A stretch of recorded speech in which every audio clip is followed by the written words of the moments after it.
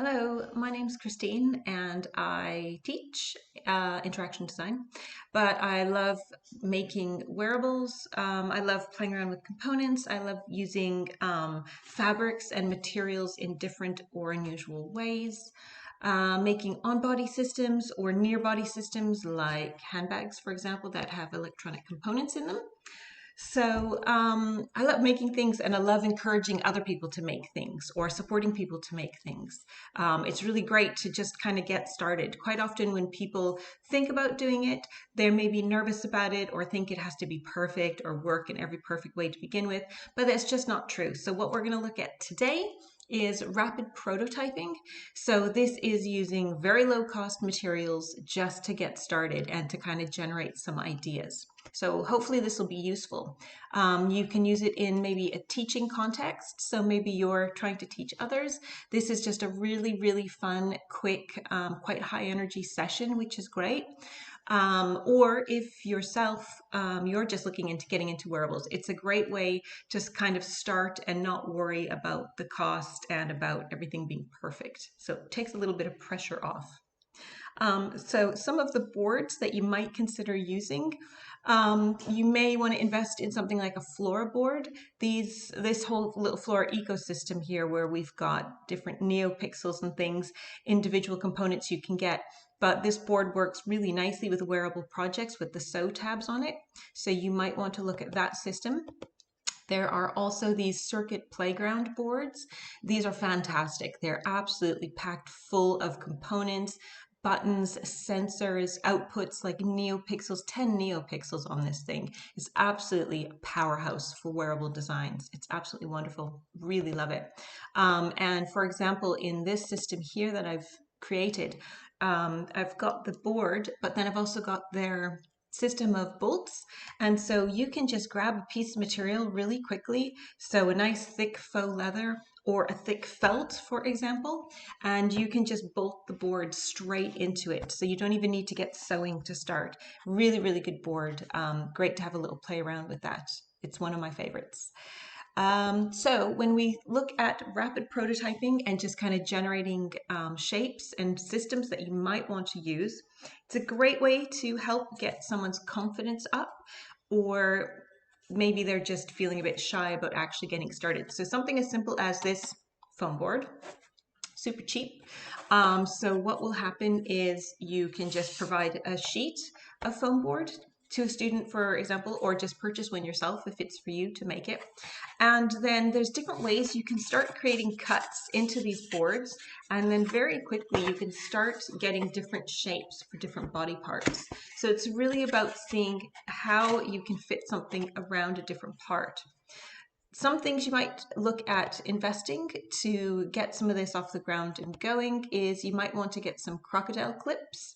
These are fantastic for hooking up the components very quickly. The ones that are silicone are really great. So this style here, these are very short crocodile clips and they're just so pliable. They're absolutely lovely. So if you can find the silicone ones and the slightly shorter ones, they're really, really good for projects. One example is just this hooked up to a sensor that I made out of felt and conductive fabric. So this is just a flex sensor and that's hooked up to one of the circuit playground boards. There'll be tutorials for that online later as well. Getting a series of different types of conductive fabrics is another great way to start making circuits and start trying to figure out how you can use conductive fabrics in unusual ways. And then typically as well, if you have some different types of conductive threads to kind of put it all together. So this is 2 small sheets of conductive fabric, for example, but if you sew these into circuits, very quickly you can start making things like battery holders for these little coin cell batteries. So really, it's just about having some of these materials to hand, and then you can quickly get set up. So if we're thinking of using foam board, which we're definitely thinking about using in our circuits, then what you might want to look at doing is setting up a little challenge where the students or yourself needs to think about the position. So what is the assigned area for where the wearable will be? They need to consider the weight of it. So are they building it up and making this a heavier item? Is it comfortable? You don't want it falling off, but you also don't want it cutting off the circulation. Do you still have movement? So start thinking about the movement aspect, and of course, consider the size. Is it a reasonable size for the area that they are making this item for? So those are some of the constraints that I usually give a group of students, and then I'll probably only give them 45 minutes to an hour for this activity. I usually give them an hour because they spend quite a lot of time organizing themselves. So it gives them an extra sort of 10 minutes just to kind of sort themselves out. But once they do, give them 45 minutes for an activity, and all they're going to do in this part is just work through how to cut or bend or shape things in different pliable ways. And then they can put this on the body part and just to see sort of a proof of concept to see if this idea would work. So would this fit for a cuff? And if so, how would you get it to work? So that's all they'll do in the first activity. And that is usually very high energy. People are busy planning on how to make the cuts in a certain way and how best to plan it or layer things up. You'll need glue guns probably for this as well. Once that activity is done, normally it can be a really good idea to get them to test it with people. So if you're, or for yourself if you're doing this, but if you can test it with people, get them to try on the thing that that group has made just to get some feedback.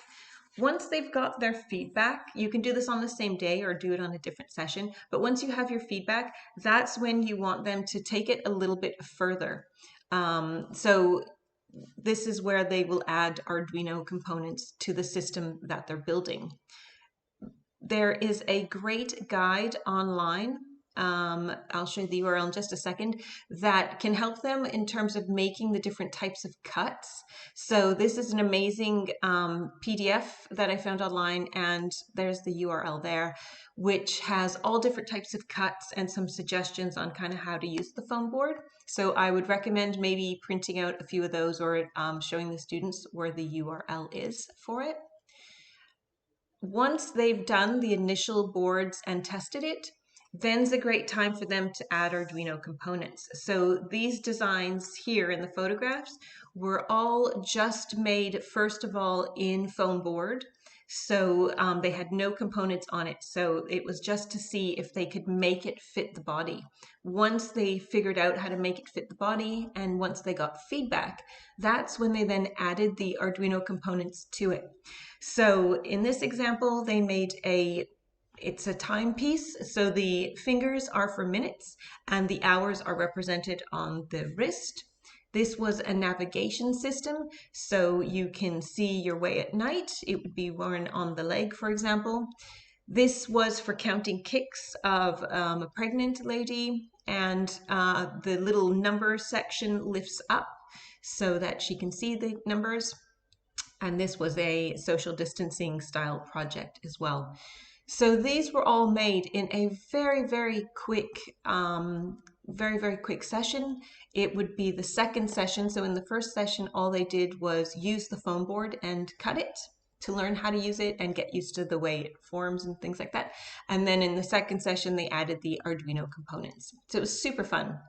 Some other things you might want to consider or use. So using simple materials like felt, for example. So in this picture is just two simple gloves that I made. So all you would do for this is get some felt, measure your hand on the felt, usually just using chalk or something similar, but felt is quite a good material to use. Or you might want to use secondhand material. Jean is another really good one you can use. And then you would just cut them out of the material, and you can sew these together pretty quickly and easily. And on this one, I've got a line for ground and then the positive line, the voltage line. And there's a coin cell battery. That's all it took in here. Again, it's all about low cost and quick. This is a coin cell battery inside to this one, and again with the ground line and the power line. And the idea is that when these lines come together, that's when you get that is just a string of LEDs in a filament. Connecting them together completes the circuit.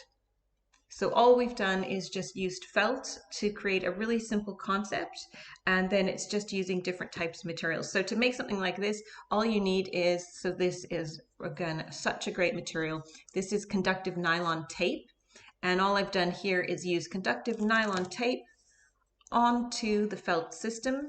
I've only really had to sew these bits to where the nylon tape meets so that we can get the conductivity. But then very quickly we've got a prototype that we've got some fun interaction with.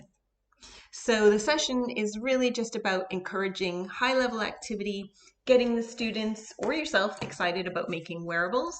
So highly advised, get yourself some foam board, get cutting and make some shapes for the body and see how you can get this design to fit with what you're doing. So that's the session. If you do give it a try, let me know. I'd love to see what your groups have come up with. You can get some really funky photos of the crazy ideas and crazy things that they do. Feel free to message me through Twitter, just at CMOS, or feel free to visit my website for more information and more tutorials. Thank you.